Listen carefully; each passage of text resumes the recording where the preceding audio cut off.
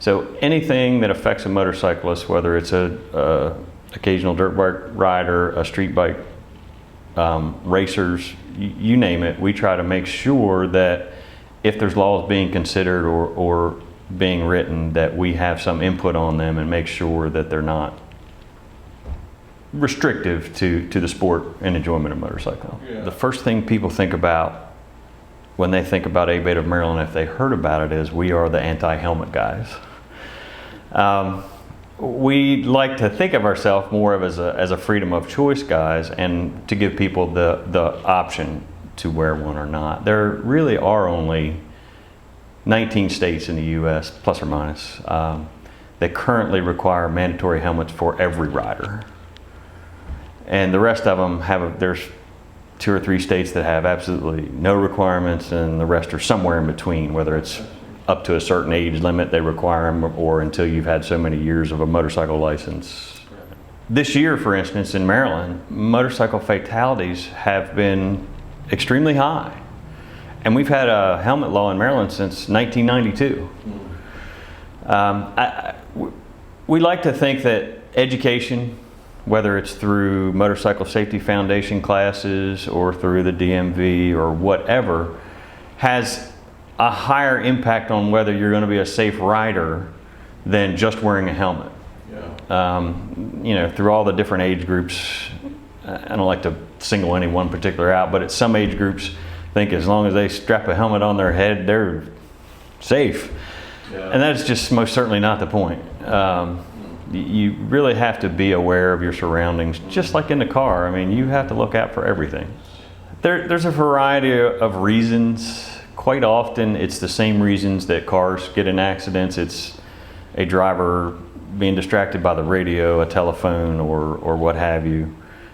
People, I think, today are more so worried about getting somewhere that they don't pay much attention to where they're driving anymore. It's really become almost an epidemic level. People just are in a big hurry.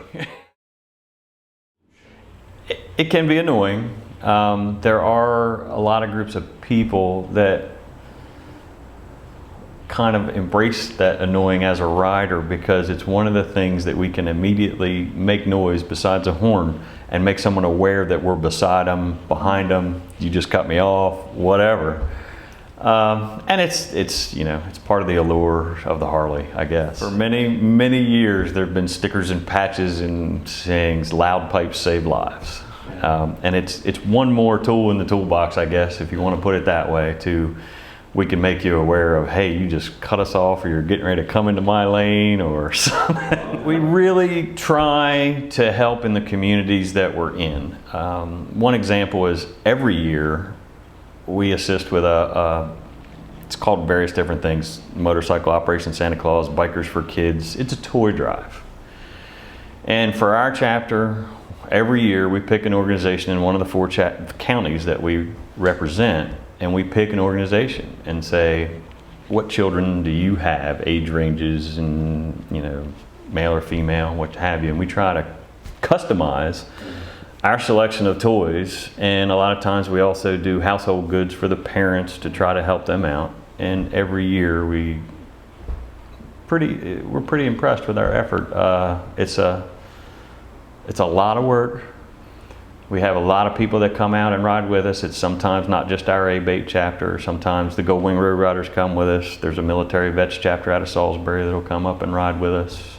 Hogs and Heroes. We have a lot of different people that come out. It's really a feel-good kind of event for everyone. Our meetings are monthly at the VFW here in Easton. Second Thursday of every month we meet at the VFW at 7 o'clock and kind of have our chapter meetings. We also, twice a month, plus or minus in the summer months, we have chapter dinner rides. We start at the VFW, kind of meet everybody, and then depending on the crowd and where they're from and what the weather looks like it might do, we head in one direction or another out to a restaurant, kind of just sit down, eat, have a little fellowship with everybody, kick around what's going on, and then everybody goes their separate ways.